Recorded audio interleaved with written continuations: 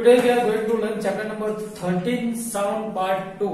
First of all, we are in our previous lecture we studied about loudness, the propagation of sound required mediums. Okay. Now, in 13.4, we are going to learn about we hear sound through our ears. Okay. So how we technically hear our sound. कोई भी sound होता है उस पर हम differentiate किस तरीके से कर सकते हैं, कौन सा साउंड है वो। कभी कभी क्या होता है कि मम्मी की आवाज होती है, फिर पापा की आवाज होती है, फिर बाइक की आवाज, बैग की आवाज, फिर होती है बेल की आवाज, मोबाइल की आवाज, ट्रेन की आवाज। तो ये आवाजों में फर्क किस तरीके से पता चलता है उसके बारे में स्टडी करेंगे। But how do we hear sound from our ear, तो हम अपने कान से किस तरीके से आवाज सुन सकते हैं। तो फंक्शन ऑफ ईयर है, ये ह्यूमन ईयर की हमने स्केच ड्रॉ की है, एक आउटलाइन ड्रॉ की है। तो चलो देखते हैं कि क्या होता है, हमारी जो वेव होती है आवाज, मतलब की साउंड वेव होती है, उसके साथ क्या होता है। ओके, तो सबसे पहले वेव फॉर्म किस तरीके से होती है हम बताते हैं कि कोई भी वेव होती है वो इस तरीके से होती है, उसकी समथिंग हाइट होती है। ओके, इसे बोलेंगे पिच, पिच। ओके, इसे बोलेंगे पिच, ये होगा एम्पलीट्यूड,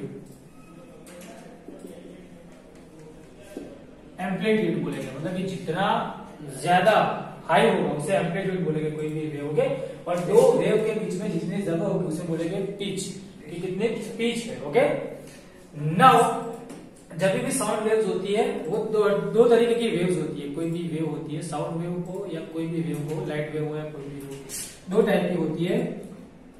फर्स्ट होती है मैकेनिकल और दूसरी होती है non mechanical.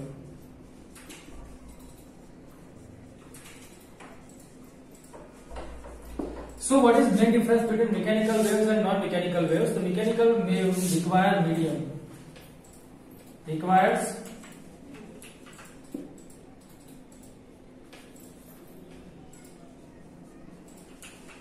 medium, and non-mechanical wave does not require medium, तो उसे मीडियम की जरूरत है नहीं। ओके, तो the waves which require medium for their propagation are called mechanical waves, and the waves which do not require any medium for their propagation are called non-mechanical waves। तो mechanical wave का example हो गया sound waves, electric waves, they need okay medium. Non mechanical waves तो उसे medium की जरूरत होती है। फॉर एग्जांपल ग्रेविटेशन की होगी, स्ट्रिंग्स होगी, फिर लाइट वेव्स होगी, उसे मीडियम्स की जरूरत नहीं है। फिर इलेक्ट्रोमैग्नेटिक वेव्स होती है जो वो, उसकी बाद उसे मीडियम की जरूरत होती नहीं है। Okay, for example mechanical waves को मीडियम की जरूरत होती है, जैसे कि हमारे एयर मीडियम होता है, कभी कभी सॉलिड मीडियम होता है, कभी कभी गैसियस होता है, कभी कभी लिक्विड मीडियम होता है। ओके, तो ऑडिबल साउंड होता है या साउंड वेव्स होते हैं जो इंसान सुनता है, वो कहां से एंटर होती है? Through auditory canal. तो ऑडिटरी कैनाल होती है, मतलब कि एक कैनल होती है। ओके, होल होता है जो ईयर का, ईयर होल बोलते हैं जो ये वाला, इसे ऑडिटरी कैनाल बोलते हैं। हमारी टेक्स्ट बुक के अंदर बेसिक फिगर ड्रॉ की हुई है कलरफुल, जिसके अंदर थोड़ी प्रॉब्लम हो सकती है, तो आप अपनी नोटबुक में ये वाली फिगर ड्रॉ कर सकते हैं। सो ऑडिटरी कैनाल से थ्रू वेव एंटर होती है हमारे कान के अंदर या अपने ईयर के अंदर। ईयर होते हैं उसके तीन पार्ट होते हैं, एक आउटर ईयर जो हमें दिखता है, एक मिडल ईयर जिसे मिड ईयर भी बोलते हैं, और एक होता है इनर ईयर, मतलब जो फंक्शनिंग और बहुत सारे जो भी ऑर्गेन्स होते हैं ईयर के। ओके, ईयर जो साउंड सिस्टम होती है जो हमारी, जो हम सुन सकते हो, ऑडिटरी सिस्टम, उसके अंदर जो मेन ऑर्गेन्स होते हैं वो पीछे के पार्ट में होते हैं, जिसे तीसरा पार्ट बोलते हैं inner ear. Okay, so auditory through auditory canal sound waves enter to our ear through funnel like structure. तो ये जो आउटर ईयर है उसे फनल लाइक स्ट्रक्चर होता है, जिससे कारण ज्यादा से ज्यादा आवाज होती है वो एंटर कर सके कान के अंदर। जैसे लाइट वेव होती है वो सीधी लाइन में ट्रैवल करती है, वैसे साउंड वेव होती है वो सीधी लाइन में ट्रैवल करती नहीं है। इसकी वजह से कभी कभी क्या होता है कि मैं यहाँ पे बोलता हूँ तो भी दरवाजे के उस पार भी सुनाई देता है। तो यहाँ पे जितनी वेव्स होगी वो सारी, आपने देखा होगा कि इसका स्ट्रक्चर होगा वो फनल लाइक स्ट्रक्चर होगा, तो सारी वेव्स यहाँ पे स्ट्राइक करके सीधी यहाँ पे अंदर घुस सके। तो साउंड वेव्स होगी वो यहाँ पे जाएगी, फिर होगी स्ट्राइक ईयर ड्रम पे। कहां पे स्ट्राइक होगी? ईयर ड्रम पे।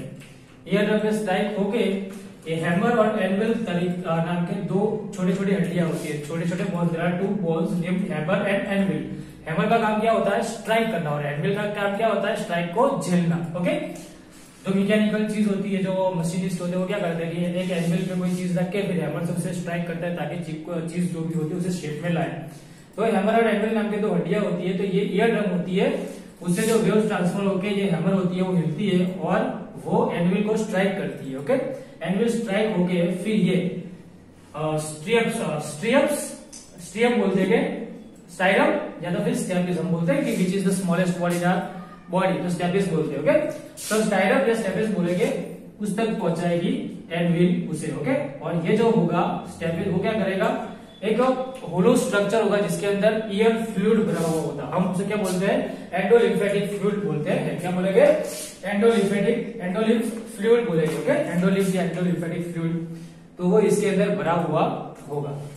तो उसके अंदर कभी आपने देखा होगा कि जो मेटल की या कोई भी बकेट होगा उसके अंदर पानी भरा होगा, आते हम छोटे से स्ट्राइक करते हैं धीरे से, तो उसके अंदर वेव्स प्रोड्यूस होती है, रिपल्स प्रोड्यूस होती है। ओके, वमन बोलते हैं जिसे, तो रिपल्स यहाँ पे प्रोड्यूस होती है, मतलब कि वो फ्लूइड होता है वो वाइब्रेट करेगा। वो फ्लूइड वाइब्रेट करेगा तो वाइब्रेशन हो गए, जो वो ये जो स्ट्रक्चर है ओके मिडल इनर ईयर का, उसके अंदर वाइब्रेशन होगा, और जिसके कारण जो उस वाइब्रेशन को फील करके ये ऑडिटरी नर्व्स होती है। क्या होती है, ऑडिटरी नर्व। जैसे कि ऑप्टिक नर्व होती है आंखों की, वो क्या करती है, सेंस करती है अपना जो भी इमेज होती है जो रेटिना पे गिरती है, वो इमेज को सेंस करके फिर हमारे दिमाग के अंदर एक इमेज प्रोड्यूस करती है, इलेक्ट्रोमैग्नेटिक वेव्स में कन्वर्ट करेगी, और दिमाग होगा वो इलेक्ट्रिक सिग्नल्स में कन्वर्ट करती है, वो सिग्नल्स होगी, वो दिमाग को स्ट्राइक होगा और फिर हमें पता चलेगा कि इमेज किस तरीके की है।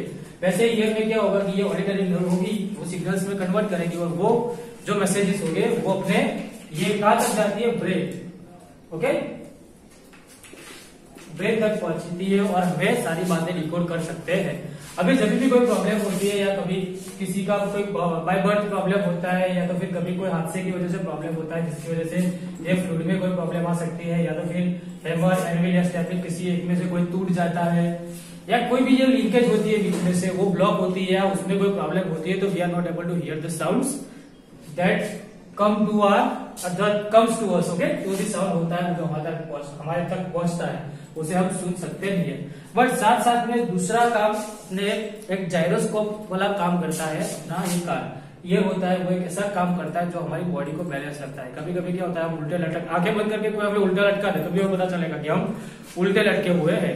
फिर कभी कभी आपने देखा होगा कि हम मैरी गो राउंड खेलते हो, हम चक्री खाते हैं जोर से, फिर थोड़ी देर के लिए ऐसे खड़े रहते हैं तो क्या लगता है सब कुछ घूमता हुआ हमें दिखता है, पूरी जैसे कि पूरी सिस्टम हो रही है वो इस तरीके से घूम रही है हमारे सामने। वो क्यों लगता है, तो वो भी बैलेंसिंग की वजह से होता है।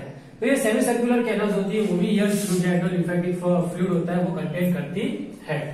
अभी ये जो फ्लूइड होगा वो एक लेवल सा काम करेगा। हम लेवल देखते हैं, स्पिरिट लेवल वो सब लेवल आते हैं। ओके, उस तरीके से कैसे पता चलता है कि चीज सीधी है या उल्टी है या टेढ़ी है, वो सब पता चलता है लेवल्स की वजह से। तो यहाँ पे ये लेवल का काम करती है हमारे बॉडी को मेंटेन करना। तो कोई भी लेवल में हमारी बॉडी होती है तो हमें पता चल जाता है ये थ्रू ये ऑडिटरी नर्व से ही पता चलता है। ऑडिटरी नर्व की सिग्नल भेजती है वो भी ब्रेन को कि हमारी बॉडी है वो सीधी है या टेढ़ी है, हमें किस तरीके किस साइड में ज्यादा वजन बढ़ाने की जरूरत होती है, क्योंकि हमारा सेंटर ऑफ मास होता है जो वो फिक्स्ड रहता नहीं है। ह्यूमन बॉडी का सेंटर ऑफ मास फिक्स रहता नहीं है। क्यों? क्योंकि वो अपना शेप चेंज कर सकती है। ओके, फिक्स्ड शेप होता है पर फिर भी हम अपना शेप, जैसे कि हम ऐसे थोड़े टेढ़े हो गए तो अपना शेप चेंज हो गया तो हमारा जो सेंटर ऑफ मास होगा वो बॉडी के बाहर आ जाएगा।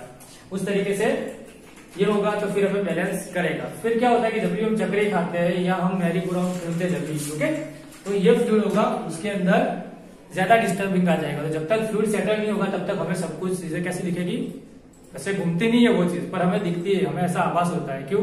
क्योंकि ये बैलेंसिंग का काम करता है इसकी वजह से। Okay, so this is the function of ear. The main parts are outer ear, middle ear and inner year.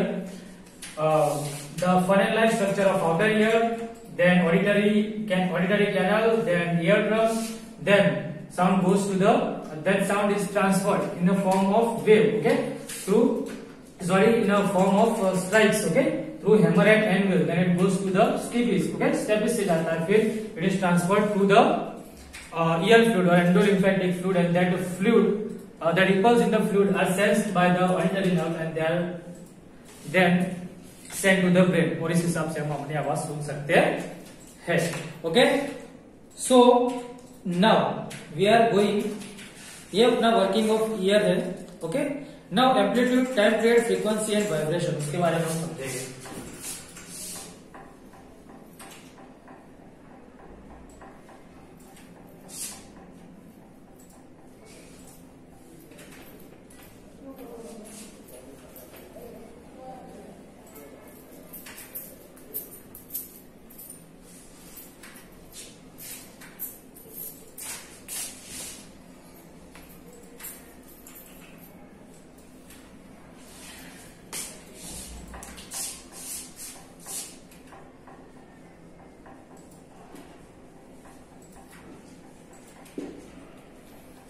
Amplitude,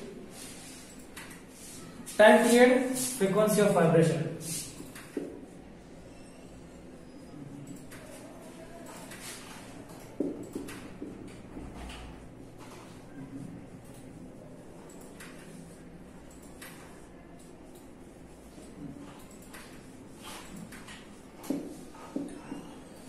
So we have learned that the to and fro motion of an object is called vibration. तो कोई भी object होता है, जैसे कि एक string ले लो, a string of guitar जिसका पोजीशन ए और ये समझो एम और एम डैश दो पॉइंट है। ओके, एम और एम डैश दो एंड पॉइंट है। ओके, ऑसिलेशन क्या होता है कि जब भी हम इस स्ट्रिंग को खींचते हैं और फिर छोड़ देते हैं, तो ये स्ट्रिंग होगी, वो पोजीशन ए तक आएगी,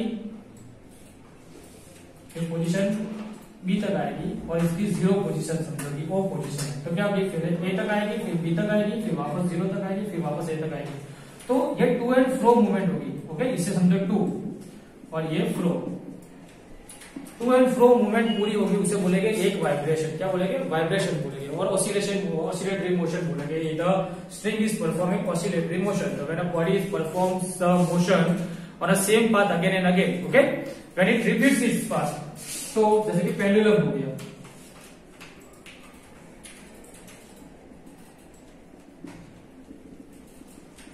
पेंडुलम हो गया। ओके, तो पेंडुलम पहले यहाँ पे जाता है, फिर वापस आएगा यहाँ पे, फिर वापस आएगा यहाँ पे, तो ये टू एंड फ्रो मूवमेंट करता रहता है। तो इसे क्या बोलेंगे, ऑसिलेशन बोलेंगे। इसे भी ऑसिलेशन बोलेंगे।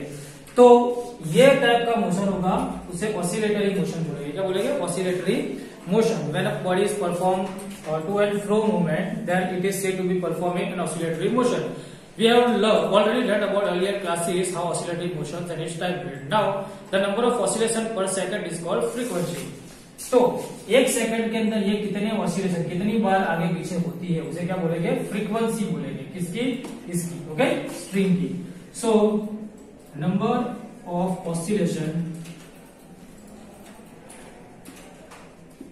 पर सेकंड बोलो या पर यूनिट टाइम बोलो, नॉर्मली पर सेकंड ही होता है, उसे फ्रीक्वेंसी बोलते हैं। ओके, जिसका सिंबल है HZ, हर्ट्ज बोलते हैं। ओके, हर्ट्ज बोलते हैं। सो फ्रीक्वेंसी का फॉर्मूला क्या है, तो frequency F is equal to 1/T, 1 time period बोलते हैं। Okay, T। तो जैसे कि समझ लो ये है, वो 100 ऑसिलेशन कंप्लीट करता है। कितने, 100 ऑसिलेशन। ओके, तो 100 इज इक्वल टू 1/T। तो T क्या होगा, T इज इक्वल टू 1/100। तो एक सेकंड का मतलब कि T is equal to 0.01 second. एक फ्रीक्वेंसी करने के लिए कितना टाइम लगता है, 0.01 सेकंड लगता है। सेम टू सेम मैं बोलूं कि कोई चीज है, वो उसकी फ्रीक्वेंसी क्या होगी, time period is equal to given. Okay, time period T is equal to 0.01 second दिया हुआ है, तो कितने ऑसिलेशन, उसकी फ्रीक्वेंसी क्या है, तो किस तरीके से कैलकुलेट करेंगे, वापस F is equal to 1/T, so that is F is equal to 1/0.01, तो is equal to 1/100।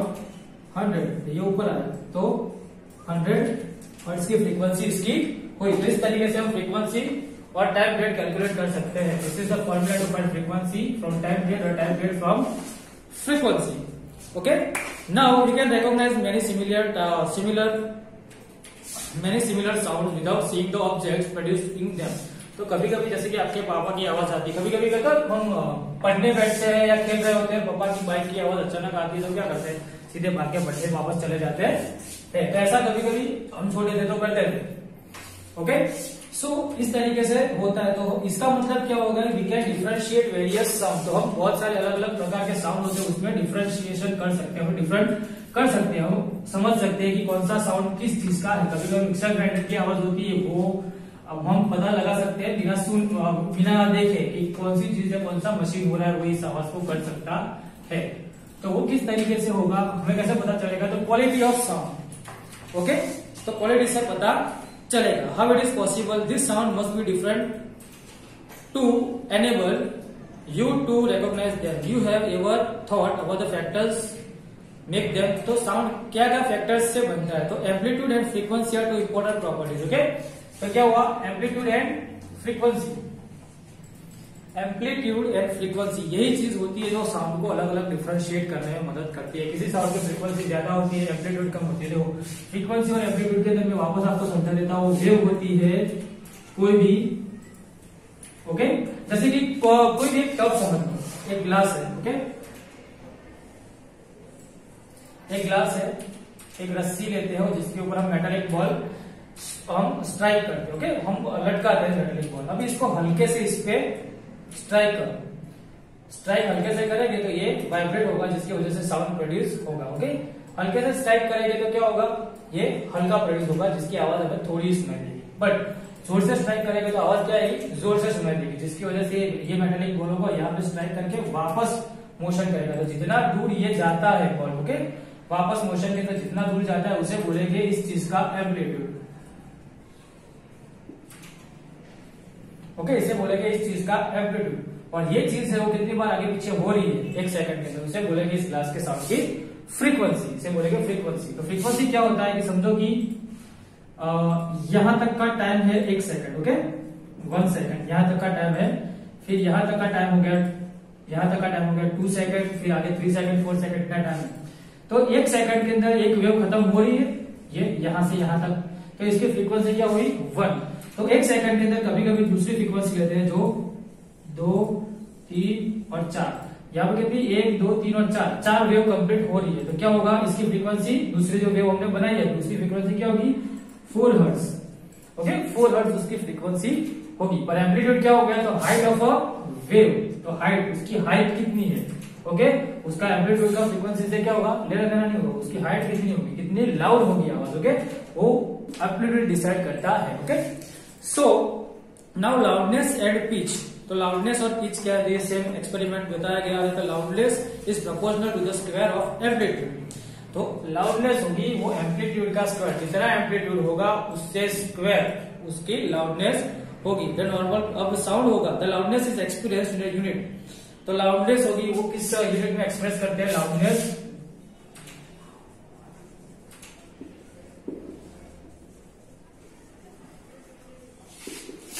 In dB. DB के अंदर हम उसे डिनोट करते हैं जिसे बोलेंगे डेसिबल। क्या बोलेंगे, डेसिबल। तो नॉर्मल ब्रीदिंग हम जब करते हैं तो वो 10 डेसिबल की आवाज होती है, सॉफ्ट विस्पर एट 5 मीटर। तो 5 मीटर की दूरी पे जब भी कोई हल्के से आवाज देता है तो 30 डेसिबल की होती है।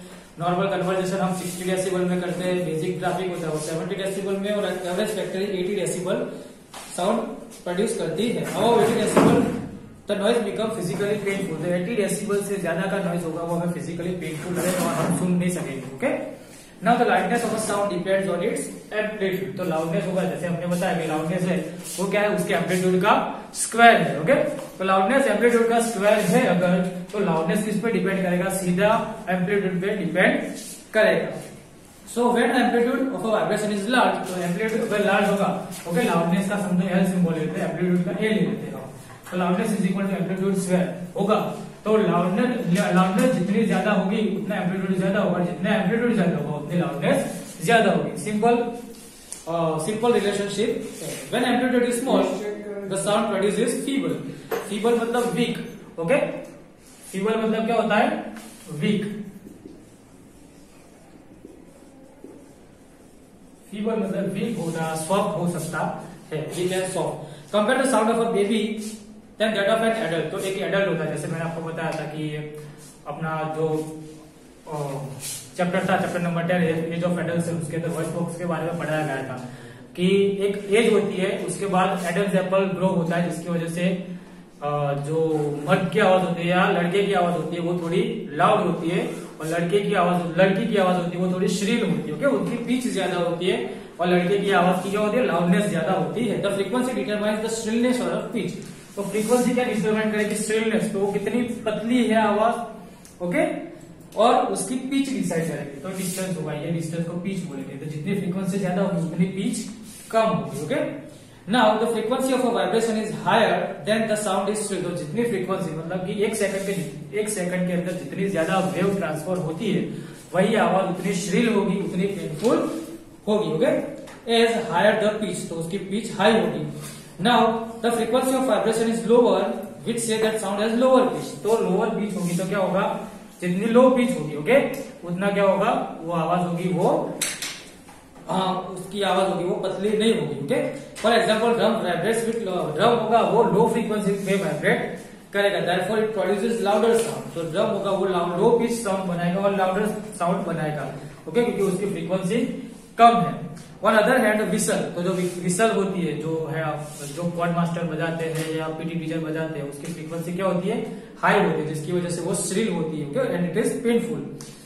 Now a bird makes high pitch sound where lion makes a low pitch sound. तो बर्ड होगा वो क्या बनाएगा, बर्ड का साउंड होगा वो हाई पिच वाला होगा, और लायन का रोर और लो पिच होगा, लो पिच होगा पर हाई लाउडनेस होगा, उसका एम्पलीट्यूड हाई होगा, इसका एम्पलीट्यूड कम होगा। ओके, इस तरीके से होगा। Audible and inaudible sound.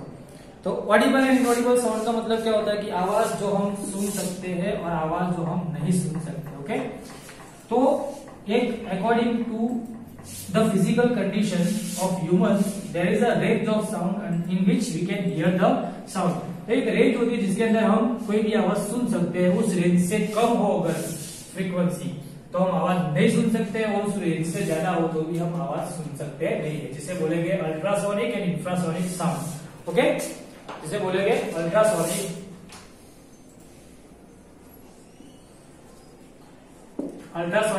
Waves and infrasonic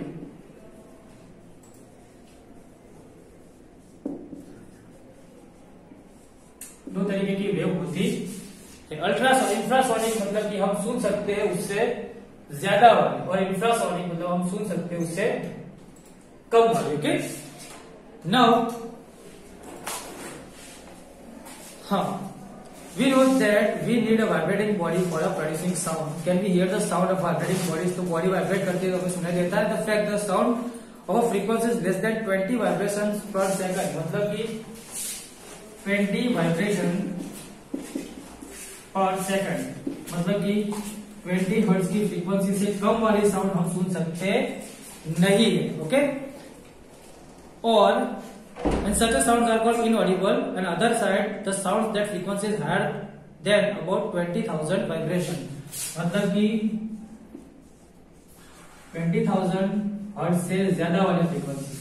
तो ये रेंज होगी ह्यूमन ऑडिबल साउंड की रेंज क्या होगी, 20 हर्ट्ज टू 20,000। 20 के मतलब 20,000 हर्ट्ज। ओके, 20 किलो हर्ट्ज भी बोल सकते हैं। 20,000 मतलब 20 किलो हर्ट्ज की फ्रीक्वेंसी होगी। ये हमारी ऑडिबल साउंड की रेंज है। इससे कम वाली या इससे ज्यादा वाली आवाज आएगी तो हम सुन सकेंगे नहीं। Okay, it is inaudible to the human ear. Thus human ear the range of audible frequency is रफली from 20 hertz to 20,000 hertz. Some animals can hear, तो सब कुछ एनिमल्स होते हैं वो सुन सकते हैं आवाज। ओके, तो some animals can hear the frequencies higher than 20,000 hertz. Dogs have this ability. Dogs होते हैं वो हायर फ्रीक्वेंसी साउंड होते हैं वो सुन सकते हैं। इसीलिए पुलिस होते हैं वो किसी डॉग को बुलाने के लिए एक स्पेशल विसल आती है, ओके, जो हमें सुनाई नहीं देती, बट डॉग कॉलिंग विसल आती है जो डॉग को सुनाई देती है। तो विसल से अपने जो गार्ड डॉग्स होते हैं उसे बुलाते हैं।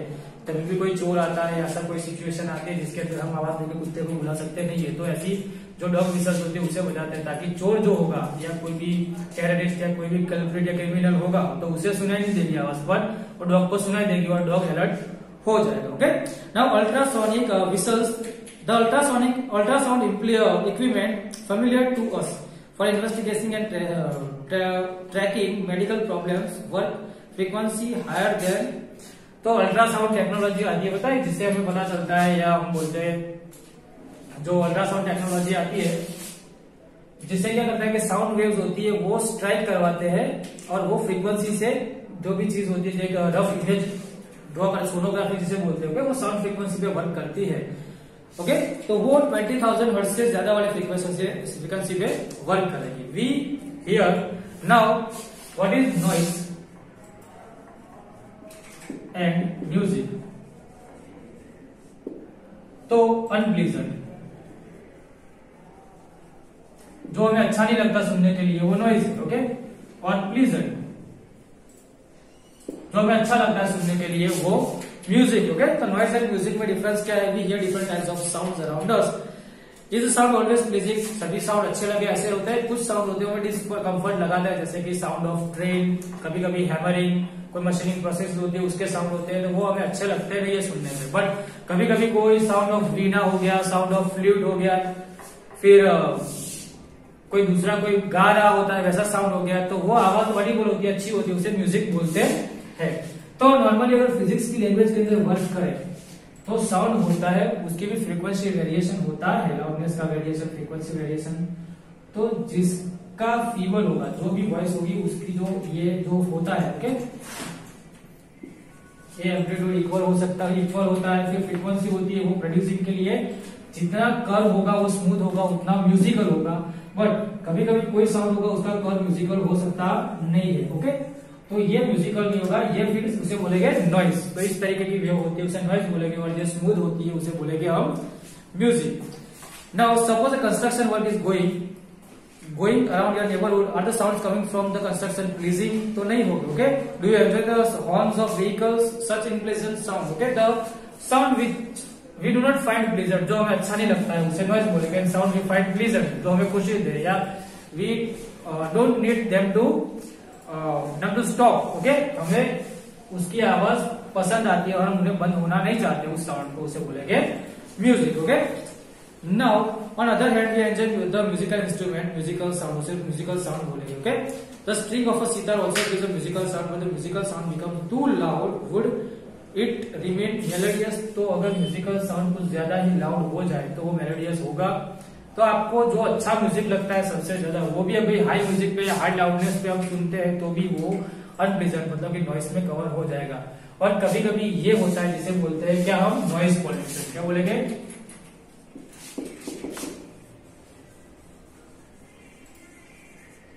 इसे नॉइज पॉल्यूशन बोलेंगे। ओके, तो नॉइज पॉल्यूशन क्या है कि जब भी कोई आवाज, हम कोई भी ऐसे एरिया के अंदर काम करते हैं या हमारा घर इस तरीके के एरिया में हाईवे के नजदीक होता है, तो मेनली सोसाइटी देखना हाईवे से थोड़ा दूर होगी, जिससे फिर फैक्ट्रीज होगी और वो सब होगी, वो सिटी एरिया से दूर होगी।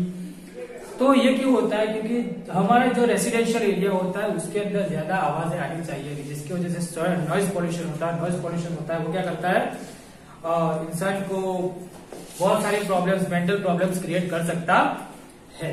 Okay, you already know the air pollution present of unwanted gases and particle in air called air pollution. Okay, now the presence of excessive and unwanted sound in environment is called noise pollution. तो excessive sound होता है, unpleasant sound होता है जो environment में रह जाता है। Okay, environment में हम दाखिल करते हैं उसे noise pollution बोलते हैं।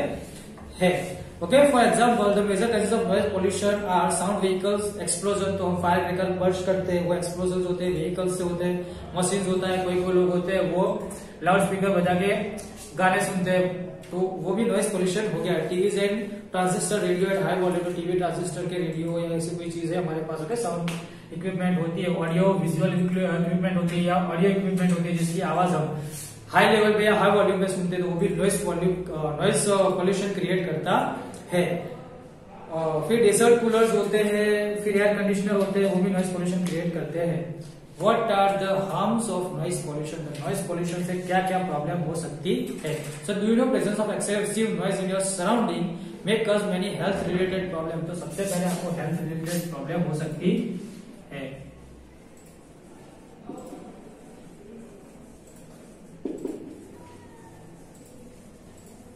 हेल्थ रिलेटेड प्रॉब्लम्स हो सकती है। Okay, the lack of sleep, तो कभी कभी ज्यादा आवाज आती है तो हमें नींद नहीं आती, तो लैक ऑफ स्लीप होगा।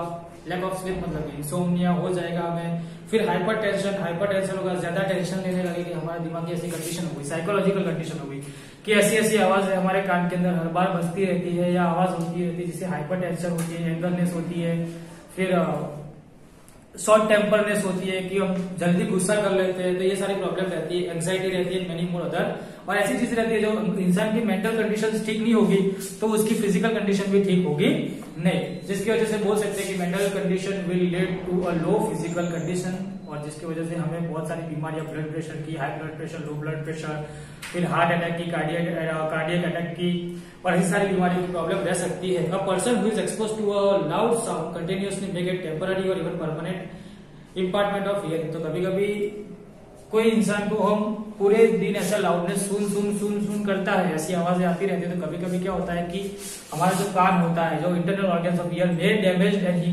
ही मे लूज टेम्पररी और permanently his ability of hearing, तो ऐसा हो सकता है। Measures to limit the noise pollution, तो नॉइज पॉल्यूशन को लिमिट किस तरीके से करें, तो to control noise pollution we must control the sources of noise, तो सबसे पहले सोर्सेज ऑफ नॉइज होते हैं उसे कंट्रोल करने चाहिए। Okay, now how can this be achieved?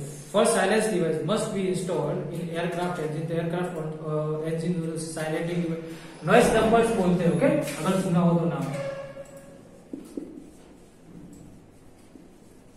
तो कभी कभी किसी ऑफिस के अंदर हम जाते हैं, ओके, एयर टाइट ऑफिस होती है जिसके अंदर बाहर की आवाज आती ही नहीं है, बाहर क्या हो रहा है पता ही चलता नहीं, ऑफिस के अंदर इतना शांत वातावरण होता है, तो नॉइज डंपर्स का यूज करते हैं, या ऑफिस के अंदर का साउंड होता है वो बाहर आता नहीं। ओके, फिर हम टेबल्स या ऐसी कोई चीज होती है उसके नीचे हम रबर के जो सोल्स होते हैं वो लगा सकते हैं, जिसकी वजह से किसी टेबल को खींचे या टेबल की कोई आवाज होती है वो रुक सके। फिर मशीन होते हैं उसके अंदर भी नॉइज डंपर लगा सकते हैं, या रबर की कोई भी चीज होती है वो लगा सकते हैं, जिसकी वजह से मशीन की आवाजें भी रुक सकती है। Okay, the striking of machines. Now for this silencing device must be installed in aircraft engine, transport vehicle, industrial machines and home appliances.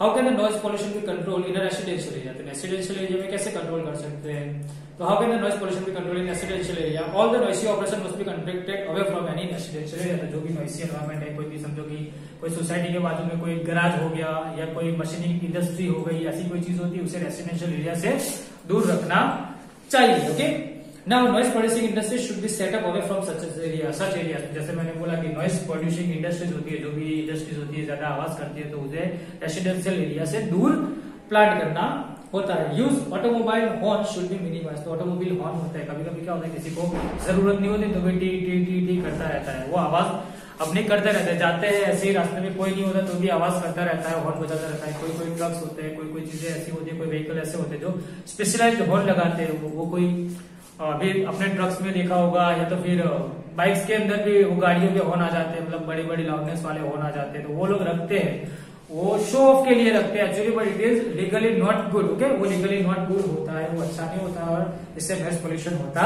है।